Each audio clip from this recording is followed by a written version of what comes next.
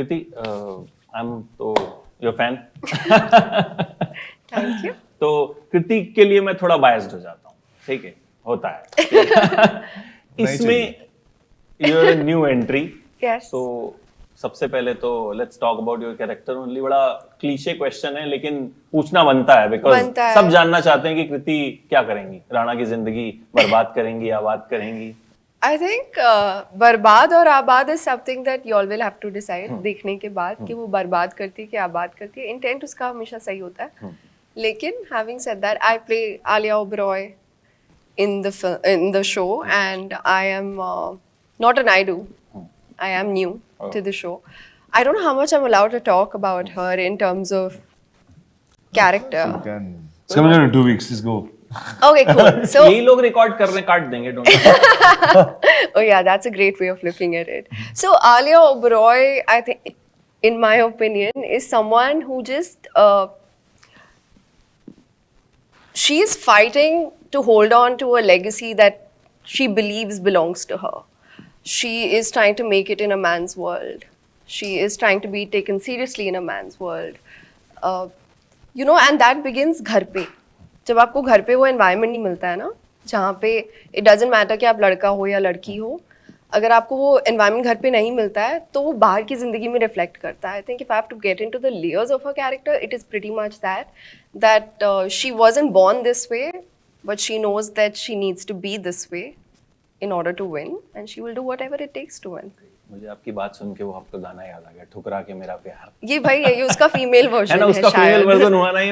हाँ, मैं सुन ये रहा था उसका तो मुझे लगा कुछ इनकी बड़ी फेमस फिल्म है, शादी में जरूर आना। मतलब सारे लोगों को उस टाइम पे, जितने भी हम लोगों ने जब भी वो फिल्म देखी, तो वो कहीं ना कहीं वो ऐसी फिल्म है जो बड़े सारे लोगों के साथ रह गई। कुछ फिल्में रह जाती है ना, तो वो इनकी बात सुनते सुनते मुझे उसका गाना याद आ गया। करण, आप एक बड़ा फेमस आपका कॉम्प्लीमेंट देते हैं, this is so 80s, I've heard.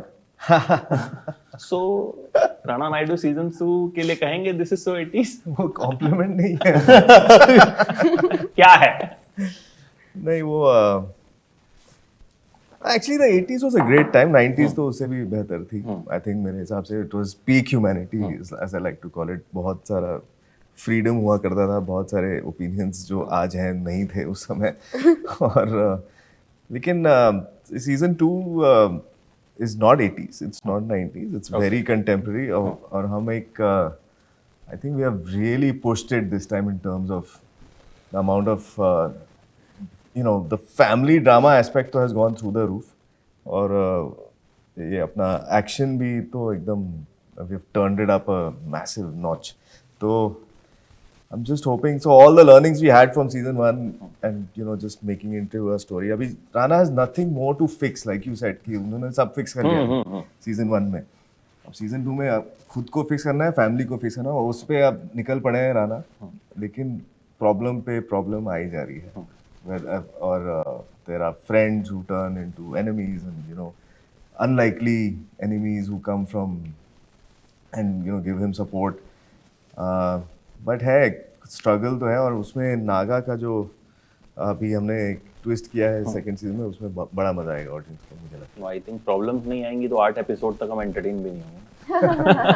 Because वो तो एक प्रॉब्लम को मुझे लगता है आई थिंक 15 मिनट के सीक्वेंस में सॉल्व कर देते हैं।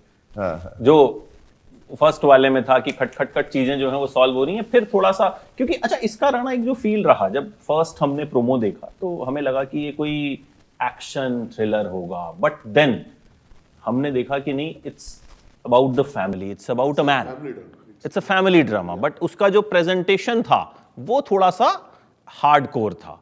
तो how you were presented this, मतलब आपको किस तरीके से प्रेजेंटेशन दिया गया था कि क्या है, और then you were also shocked like us? No, I mean, I was not shocked because I knew what I was getting into. And see, like family drama is something everybody understands, but this is like a dark, twisted family where issues are a lot.